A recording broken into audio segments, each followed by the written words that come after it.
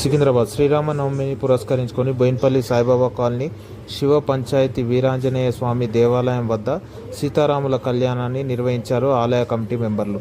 స్థానిక యువత ముందుగా శ్రీ ఆంజనేయ స్వామి ఉత్సవ విగ్రహానికి పూజ కార్యక్రమాలు నిర్వహించి అనంతరం కళ్యాణ మహోత్సవాన్ని పాల్గొన్నారు.